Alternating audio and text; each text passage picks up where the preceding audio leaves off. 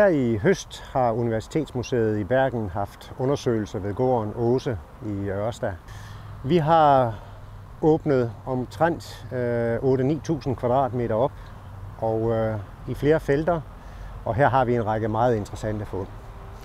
Vi ved, at gården Åse har haft sit klyngetun op i den nordlige del af udgravningsområdet, og deroppe har vi da også afdækket spor efter mange store bygninger. Vi har en meget stor bygning, der ligger op med en økonomibygning ved siden af, og så ser den ud til at være omgivet af mindre funktionsbygninger ved siden af. Men det mest interessante, vi har fundet på Åse, det er nok det, der ligger her bag ved mig.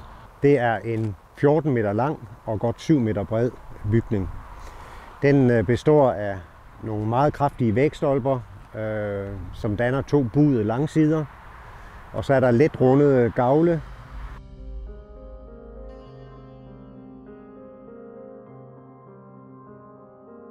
Nu står jeg inde i bygningen, og herinde i midten, der har vi 2 sæt stolper. I traditionelle bygninger, så er det tagbærende stolper, men det er det ikke her. Derimod så ser vi, at vægstolperne, som løber 6 stykker herude og 6 her, svagt buet forløb, de er meget, meget kraftige, og det er de, der har været den bærende konstruktion i huset. Det vil så sige, at disse 4 stolper her, de har haft en anden funktion.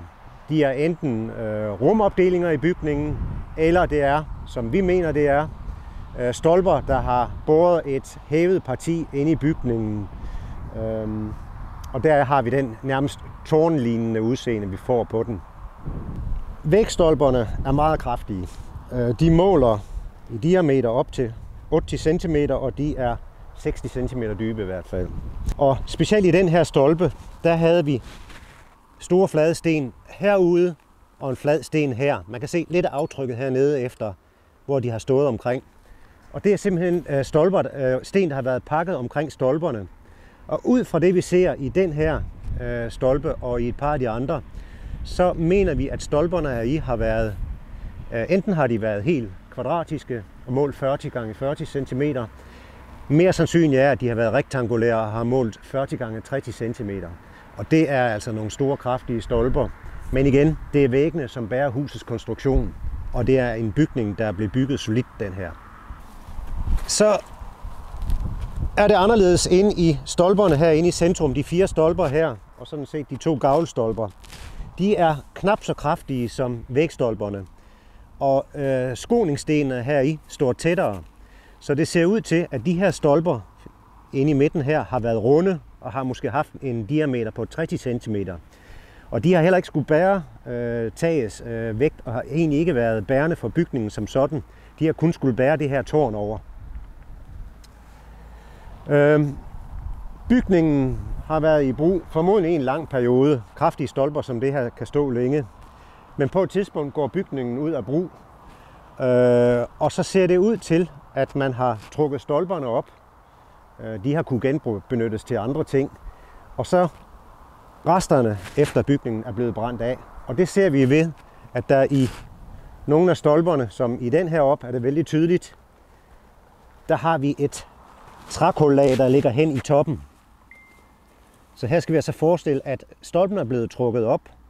Resterne, der har ligget her, er brændt af, og det har så efterhånden sunket ned i det. Det er altså ikke nogen brandtom som sådan. Den er ikke brændt ned ved et uheld, fordi så ville vi have haft trækul helt ned i bunden af stolpehullet. Men den er blevet brændt af efter brug. Og der skal det blive spændende at se, hvad dateringen er, så man muligvis kan gøre sig tanker om, hvorfor bygningen er gået ud af brug.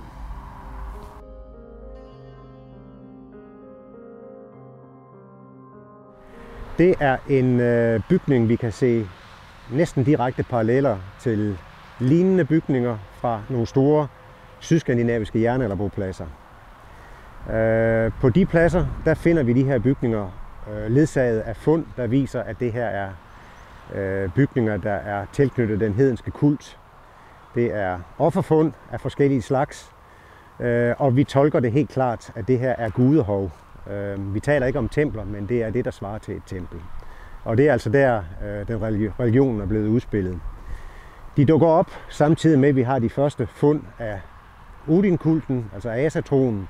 Og det mest rimelige er at tolke det, at det her er faktisk de gudehuse, hvor den tro blev dyrket i.